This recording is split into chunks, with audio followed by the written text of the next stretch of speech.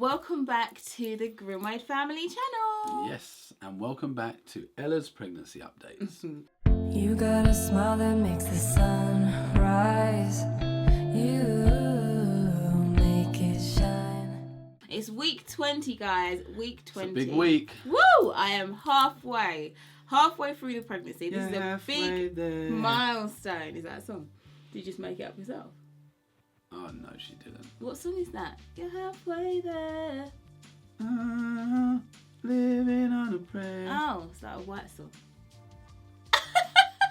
No, who is it by? What is it by? It is a white song. Oh, okay, so. Yeah, I do know. Yeah, living on a prayer. Yeah. Yeah. Okay. Words as we go. We are at 20 weeks, which I'm so excited about. But just to let you know, I felt like the next 20 weeks is pretty much just going to be me getting bigger. And there's not as much really happening with the pregnancy. So we just thought we'd cut the pregnancy updates down to monthly updates and just pack it all into one. Just so that I'm not just waffling every week about nothing. Getting some kind of quality information. Yeah, precisely. But then at the same time, if you do want us to, give you a couple more videos, just let us know. Comment in the comments box below and we'll see what we can do. Yeah. But hey, yeah, also, Grimwade Gang, shout out, big up yourselves. Also, make sure you are on the alert for our video that is coming out on Sunday. It is our big, that was the drum roll. Gender reveal. Yeah, so my drum roll was poor. But anyway, yeah, so make sure you tune in on Sunday so that you guys can find out and join in the moment when we found out what the baby is going to be. So make sure you tune in 7 p.m. GMT time and we'll see you there. We will. Moving on. This week I had my 20-week scan and that all went fine. Yeah. I was feeling a little bit, not nervous, but I was prayerful just because I was also booked for a cardio scan, so scanning the baby's heart as well, which I've never had before. Yeah, and we've never asked for it, and that's the weird thing, because I swear they just thrust it upon us this time. Well, they asked us all the same questions. Have you got any history of holes in the heart and blood? Because just for you guys' knowledge, we've never asked for, because you can do a Down syndrome sweep, and is it sweep? Scan or something like that. You can do that. You can do various checks, and we've never cared because whatever God's blessed us with, we was going to take care of. We'll roll with it, yeah. To the best of our ability. Definitely. So it's like knowledge that's not worth knowing. No, for us and I think sometimes when you know what could to some people be a negative thing, you'll then just start, or something that's going to change your life in a major way, more than a baby does. The anticipation can stress you out. And like I said, if you're not going to change it, there's really no point in knowing your extra options, is there? Exactly, because you're not taking them. But we went to the scan. They did the scan of the baby's heart. Everything was fine. A-okay. And generally they were just absolutely happy with the baby's development. So they said, yeah, baby's looking very healthy, which we were very pleased about. And which was the main thing. So that was all good. Also this week I had a dramatic time when I was out by myself, and basically I had a major nosebleed. Major. I've had nosebleeds in the past, but this was just blood everywhere, literally just flowing out, and I couldn't stop it. I called Tim and he came to my rescue, bless him. But when I was on the phone, I literally I sounded like, I couldn't talk because I had so much blood. I knew it was. Yeah. Actually, when I called, he goes, "You sound like you're having a nosebleed." I said, "Yeah," which is strange because I don't have nosebleeds regularly. So anyway, he came. In the end. She knows that. In the end, basically, I ended up having an ambulance called for me. Blood was soaking through every single bit of kitchen roll and cloth and towel and everything that I was given. So there was a lot of blood. But yeah, I eventually ended up going to A&E. We sat there for a couple of hours because the nosebleed, all in all, lasted for 3 hours. Yeah, it did, and it just wasn't stopping. But eventually it did. And guys, if you have a nosebleed, apparently the thing to do is to hold just under the bridge of your nose and head forward. It still wasn't working for me. That's our first aid class here. The blood still gathers, and I just it does, but apparently you've got to keep spitting it out or whatever. It's disgusting. Anyway, so let's move on from that. We are going to update you with Halle and Harper's birth stories. Rolled into one because obviously, like we said, we're going to cut the pregnancy updates down slightly. unless we have a Grimwade Gang uproar. So, yeah. So, Hallie's birth. Uh-huh. I found out I was pregnant with Hallie. Obviously, baby number 3, we were trying for her. And I did a pregnancy test because obviously I was late. And I thought it was negative because basically I did the test, waited for the time that I was supposed to wait for, and no second line appeared. But then I went back later and a very, very faint second line was on the pregnancy test stick. And if you go on my Instagram, scroll quite far down, you'll actually find the picture and you can see for yourself how faint it was. So check out Ella Grimwade. Yeah, Ella Grimwade. Ella Grimwade. Ella Grimwade, isn't it? At Ella Grimwade on Insta. So check that out, find the picture and comment and let me know what you think. Whether you would have taken it as a positive or not. Anyway, so pregnancy was okay, you know, sickness started kicking in, but I also experienced a slight bleed, which I had experienced previously with Hezzy. Wasn't it? Yeah, so I rang up my midwife and they told me to come into the hospital and I went for a scan. When we went for this scan, it was an internal scan because it was very early. I was laid down on the bed, you know, they did what they had to do, and the lady went, "Oh, they're looking very nice in there." We were like, "They?" Excuse me? Sorry, what? They? She said, "Yeah, there's 2." And I was like, you know what's mad? Oh my goodness. Even while you're saying that, like reliving that, like saying it again, For me, so far in life, like there's been a few days that have stuck out that are just the best days for me in my life so far. The day when we got married, the day when we found out we've been pregnant with all the children and their births.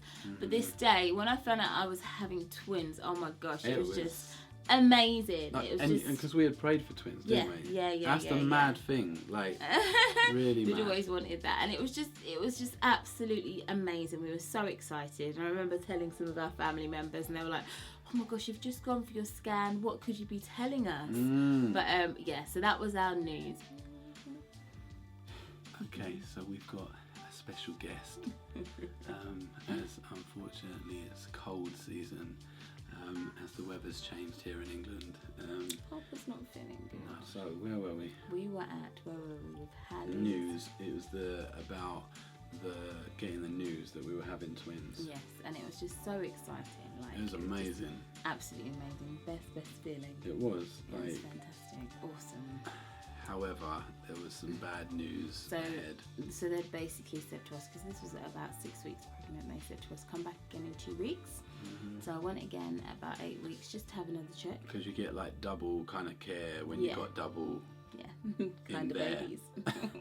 So we went back after 2 weeks. You know, in the meantime, I've been looking up double buggies, been looking up like it's amazing how quickly twins. you get attached, how isn't to it? feed like, twins at the same time, all this sort of stuff, and just starting to prepare for twins. Basically we ended up going back, and you explain it, babe, because I remember I was lying on the bed. Horrible. Basically, we went in there, Hannah got comfortable, got on the bed, you know, usual stuff, gel on the belly, this little contraption that I think that helps one them actually might have sleep. been an internal one as well, you know. I'm not No, sure. you're right. No, the first one was internal when they found out. I don't. No, you might be right. It might have been internal again. But anyway, so maybe not gel, maybe gel. But basically, we had the scan. She's obviously up the other way. So if you can imagine, the screens are about here, facing that way, and then Ella's head is up here, like where my head is, or her head. And I'm the other side, so I'm where you are, looking at this screen. And she's looking around, and it was just awkwardly silent for a bit. Like, you know when something ain't right, when it's just like everyone's just like, and you could like hear a pin drop or tumbleweed blowing away. And after a while, the lady. You knew before I knew. Well, I knew almost straight away, because when I tell you, as soon as the screen came on, it was like they were in the right position. Whether they did that, whether they were just really good at their job, or they did that by accident, straight away the sacks came up, and there was one with like a little jelly bean, you know, in it, and one with nothing. Just yeah. I just remember bursting into tears when the lady said to me, "I'm really sorry." With regret. But one of the twins seems to have vanished, and I thought, what do you mean? I haven't had any bleeds. or anything like that. You know, nothing to point towards or you've had a miscarriage or anything like that. She said it's not a miscarriage. It's just called vanishing twin syndrome. Yeah. I was like, what the heck? And apparently there's lots of pregnant women who start off with twins, but because you don't have a scan to your 12 weeks, you don't know that you've had twins, and lots of people can have vanishing twins, and then you just don't know. But it was just really sad, you know. I left the hospital just feeling like I'd lost a child, because I had. And it was really hard to get over it in terms of, I think, the rest of Hallie's pregnancy, I kept looking up things on online. Oh, any cases of a vanishing twin reappearing, and you know, when it comes to the birth, they actually realised, oh, it was hiding the whole time, and I just couldn't wait until the day that she was born, just in the hope that, you know, the other twin might have been there as well, you know, just, you know, holding on to that last bit of hope. But at the same time, Hezzy said something, little old wise Hezzy, even though he was only about 3-4 years old then. He said to us, because we were very upset, went home, and he said, Mum and Dad, at least we still have one baby. And we were just like, we looked at him like, thank you, son, like, you're just amazing. That was just such an encouragement. And then as much as I was mourning the loss of the one twin, I wanted to be positive and happy for the child that was still developing inside me, and I wanted to be the best vessel I could be whilst she was, you know, on her journey to coming into this world. So that really helped me, that little comment, you know, out of the mouth of babes. It was awesome, and it was just such a positive thing to be able to reflect on and think, you know, I'm still blessed with a child. It's not like I've lost both of them. And I've got 2 here already. Exactly. And, you know, in your hard times, you do have to look at the positives and focus on those things. And the rest of the pregnancy with Hallie was very straightforward. Everything was fine, no problems. She was fine. Her labour, I think, was absolutely fine. Everything was cool. So we all had the family in there again, and it was just a joyous occasion. And Tim filmed it again, as usual. I didn't make it into the pool that time because she came too quick. Was that when she dropped on the pillow? She almost dropped on the pillow. My sister Elizabeth, literally, I was standing up there to cut my knickers off me, because when I'm being told to do stuff when I'm in pain, I'm not really very cooperative. I was like, oh, I'm in pain. So they just cut off my underwear because I was like, I need to push. Again, they were midwife's very good. Yeah, they were like, you can't push the baby out with your underwear on. They cut it off, and literally my sister ran and got a pillow because I think the midwife had popped out the room for something. No, I swear the midwife said it. The midwife said, grab some pillows, and they're in that cupboard behind. And Elizabeth just picked out the pillow quickly and stuck it between my legs under the floor. So they were like, we don't want the baby to drop on the floor. And then I just put my hands down. Just standing up. But hey, she's no here. Disrespect. And she's perfect. So hey, all good. And then moving on to this one here. So this one's birth story. Bless her heart. I think, were we trying for Harper? I think we were, but just trying to be kind of relaxed with it. Look, but listen, I remember how. I mean, Ella. This is the funny thing, Like, Ella, after she's pregnant and had a child, she goes into this, okay, no, you know, I'm chilling or whatever. Although, originally, we always had the plan of 6, you know. We don't know if we're ever going to get there, but we know we're blessed so far. So anyway, she goes through this stage. This is how it goes. I want a child. Okay, cool, we have a child. I don't want a child. And then... No, anymore. Like, obviously I want that child. But... Yeah. Well, obviously not the child. Yeah, no, I'm just clarifying.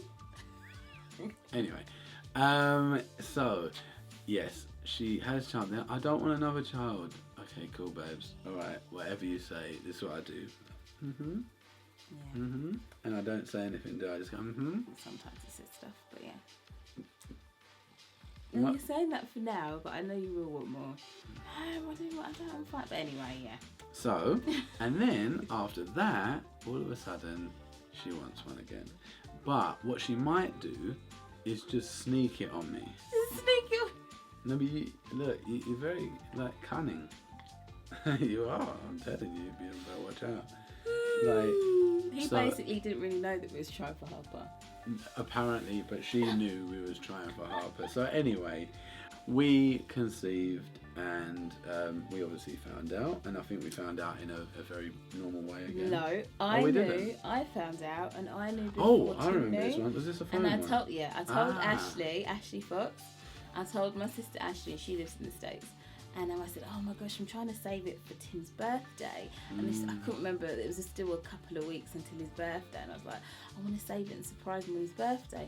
But I just couldn't save it any longer. I also remember I was planning for my sister Louise's hen do and her wedding. And we were out on a drinks night, and I just had to pretend that I was drinking, and I really wasn't drinking alcohol. Throwing the alcohol away and filling it out with water. Oh man, these drinks.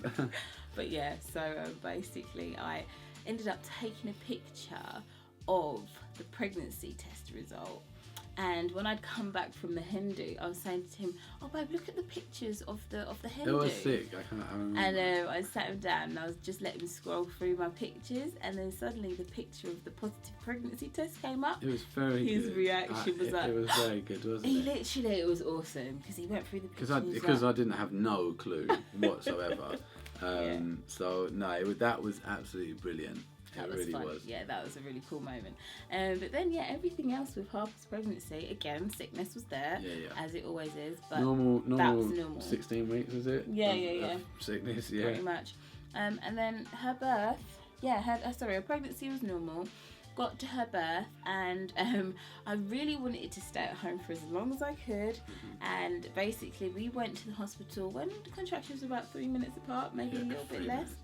Because we're just like, as you go along, you get to know what they're going to say to you and tell you to go away and come back, and we're like, nah. So we'll make sure we're having a baby when we come to you, and that way we can just get it and just have to spend as few hours in the hospital as possible waiting around. So we got to the hospital, and my waters have never broken prior to me actually pushing before. They broke when I was in the car. I was like, oh, this is different. Yeah, I remember. I was like, babe. No. But it was something we were discussing whether we was going to go and get food or whatnot, and then... Didn't your waters break? And then we said, oh, no, we're not going. No. We just decided, oh, no, it'll be a 40-minute round That's trip. what happened, yes. To go and get food and come back. I think we should go in. Yeah. And then we went and actually parked the car, and as soon as Tim turned off the engine... You did one step, and it just went... And I was like, rah! Like, it was quite exciting, because we had never had that, like you say. Like, we never had the waters break out away from pushing the baby out. Yeah, do you know what so I mean? you got no one came out in the sack, did they? No. Okay, so basically we went into the hospital, sat in a wheelchair, wheeled me around to the labour ward, was the birth centre, and basically the lady checked me to see how dilated I was. I was 4 centimetres dilated, and this was at 4 a.m. in the morning. She left the room, and I went, oh my gosh, I need to do a poo. And she was like, babe, you know what that is, you actually want to push. I was like, oh, get her, because that's what it feels like almost. And then I was like, get the midwife. I was like, I need to push. And basically, Harper was out by 4:30, so literally she was out within half an hour. But then the drama started. Basically, after I pushed her out, because I pushed her out so quick, there's something that happens again with hormones in labour that helps your placenta separate from the lining of your womb. Those hormones hadn't been released quick enough because it all happened so quickly. Yeah. So then when they told me to push out my placenta, I was there trying to push and just nothing was happening. They tried to pull a little bit, but obviously they can't tug it out because that could cause internal bleeding. So they tried everything they thought would work. They gave me some sort of injection and told me to wait for a minute, but apparently you can't have it in you for longer than a certain period of time. Yeah. After you've given birth. I don't know if it's because it turns toxic or... I really don't know why, I can't remember. But basically it all just got really dramatic, and I was still taking gas in there, and they were like, we need to get it out, we're going to have to take you to theatre and operate on you. And I was like, what? And this is when Ella thought she was going to die. I started thinking, oh my gosh, I'm going to die. I was really high on gas and air, and I started saying to Tim, babe, please look after all the babies, make sure you train them well, and all this sort of stuff. Hadn't you written letters or something? No, that's when I was having my... my days. So that's another thing. We're not going to go there. We'll tell you that another time. Basically, what happened was I was taken over to the actual labour ward, and they were going to take me to theatre. What they was actually going to do was go up and pull it down like manually, and because it had been so horrific for me to experience, they was gonna have to like put me out for it. So it wasn't anything like cutting me open or anything like that, which I didn't understand at the time because I was so high on gas and air.